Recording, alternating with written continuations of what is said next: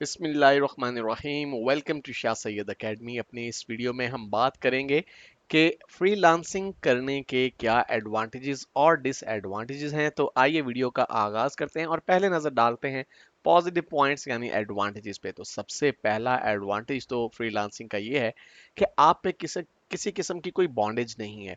आप किसी भी लीगल कॉन्ट्रैक्ट के तहत बाउंड नहीं है। आप फ्री हैं। आप जब चाहें किसी भी क्लाइंट के साथ काम कर सकते हैं। उसका काम कंप्लीट करने के बाद आप डिफरेंट क्लाइंट्स के साथ वर्क कर सकते हैं। कोई क्लाइंट भी आपको परमानेंटली बाउंड नहीं कर सकता। इट मींस कि आपके लिए अब इस तरह की कोई लिमिटेशंस नहीं है कि आप किसी खास प्रीमिसेस में बैठ के किसी खास इदारे को सर्व करने के पाबंद हैं। तो आपके पास मल्टीपल ऑप्शंस हैं, मल्टीपल अपॉर्चुनिटीज हैं जिन्हें आप अवेल कर सकते हैं। सेकेंडली, जब आप एक ट्रेडिशनल जॉब करते हैं, फ्रीलांसिंग से हटके अगर हम बात करें तो अमूमन आपकी जो जॉब होती है वो 9 to 5 के दरमियान होती है और आप एक वक्त में किसी एक ही जॉब को रिटेन कर सकते हैं। और ज़्यादातर ऑर्गेनाइजेशंस अपने एम्प्लॉयज़ को मल्टीपल जॉब्स करने से मना करती हैं। लेकिन जब हम फ्रीलांसिंग की बात करते हैं तो फ्रीलांसिंग में आप एक ही वक्त में मल्टीपल क्लाइंट्स को सर्व कर सकते हैं। जी हाँ, एक ही वक्त में आपके पास मल्टीपल ऑर्डर्स हैं, मल्टीपल क्लाइंट्स के साथ आप डील कर रहे हैं और दूसरे क्लाइंट्स को इससे कतई तौर पे कोई फर्क नहीं पड़ता, ना ही वो इस पे कोई ऑब्जेक्शन रेज करते हैं जब तक आप उनका काम टाइम पे डिलीवर कर रहे हैं।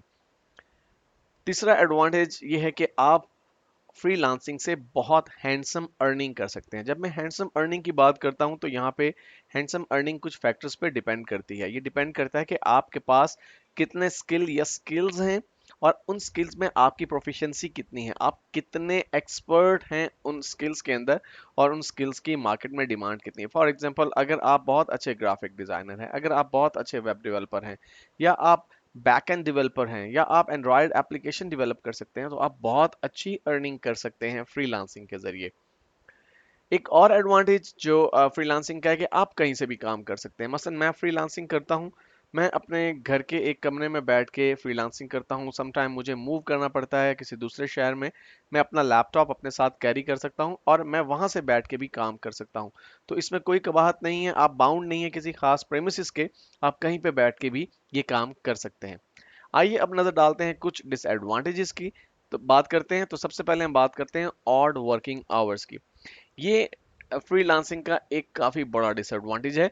एक्चुअली आप जब नॉर्मल रूटीन में काम करते हैं, एक ट्रेडिशनल जॉब करते हैं, तो आप अपने ऑफिस की टाइमिंग, आपकी जो ऑफिस की टाइमिंग होती है वो आपके लोकल टाइम के मुताबिक होती हैं। लेकिन जब आप फ्रीलांसिंग करते हैं तो अमूमन क्लाइंट्स के साथ कम्युनिकेट करने के लिए या न्यू ऑर्डर्स गेन करने के लिए आपको ऐसे टाइम्स पे ऑनलाइन होना पड़ता है जो कि नॉर्मल रूटीन से हटकर होते हैं। ऐसा इसलिए है क्योंकि ज़्यादातर क्लाइंटेज जो आपको मिलती है वो यूएसए, कनाडा या ऑस्ट्रेलिया वगैरह जैसे मुल्कों से मिलती है।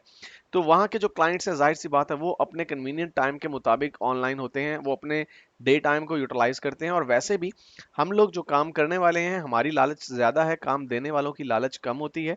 तो वो अपने कन्वीनियंट टाइम के मुताबिक ऑनलाइन होते हैं, हमें उनके टाइम के मुताबिक ऑनलाइन होना पड़ता है और उनके टाइम के मुताबिक उनसे कम्युनिकेट करना पड़ता है। और अमूमन हमारे और उनके टाइम में जो गैप है, इसकी वजह से बाज़ औक़ात ऐसा और टाइम हमें मिलता है, फॉर एग्जांपल रात के 2 बजे या रात के 4 बजे, सुबह के 4 बजे हमें जो है वो उठना पड़ सकता है।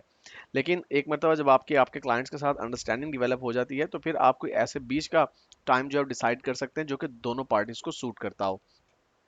दूसरा डिसएडवांटेज फ्रीलांसिंग का यह है कि टाइम प्रेशर।